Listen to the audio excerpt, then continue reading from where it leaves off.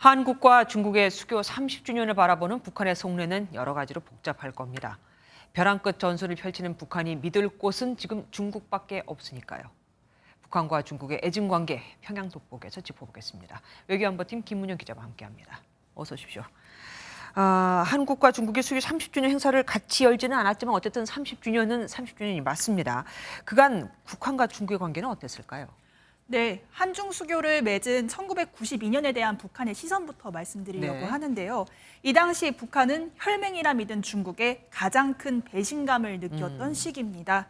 소련이 붕괴한 바로 다음해 중국이 한국과 수교한 것은 북한 김정일 국방위원장 입장에서는 믿을 곳이 없다고 생각하는 계기가 됐는데요. 오죽하면 고난의 행군 때도 도움을 요청하지 않았고 중국도 나서서 도와주지 않았습니다. 예. 김정은 국무위원장은 또 집권 초에 1인 지배 체제 구축을 위해 친중 인사인 장성택을 보란듯이 처형을 했고 이복형인 김정남을 암살하면서 북중 관계가 최악에 치달았죠. 이 북중 관계는 남북 정상회담과 하노이 북미 회담을 계기로 해서 북중 정상회담이 열린 이후부터 다시 혈맹 관계 모드로 전환됐습니다. 궁금을 터놓고 중요한 외교적 관리나 격식을 초월하여 진실한 성으로 맺어지고 깊어진 북한은 고립이 깊어질수록 중국에 의존할 수밖에 없는 관계이지 않겠습니까?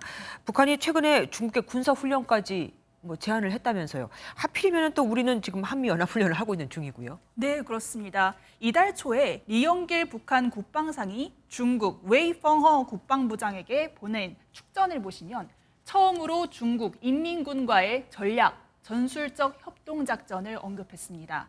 현재는 중러 군사훈련만 진행이 되고 있는데요. 한미연합훈련에 대항해 맞불을 노린 전략으로 해석됩니다. 이 대목은 한국전쟁 이후 전례 없는 북중 연합훈련 가능성으로도 해석이 되는데요.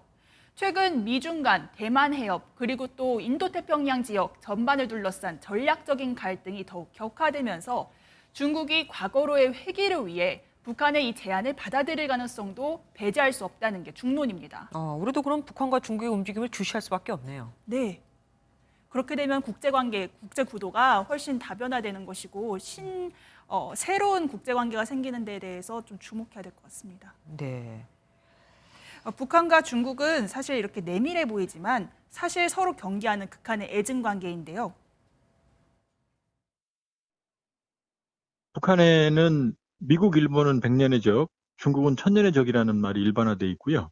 북한의 생존에 중국의 도움이 필요하지만 그러나 의존성이 심해질수록 그만큼 부담도 커진다는 우려가 섞인 북한이 이런 불안 속에서 벼랑 끝 전술을 펼쳐 보이지만 북한의 도발이 부담스러운 건 중국도 마찬가지입니다.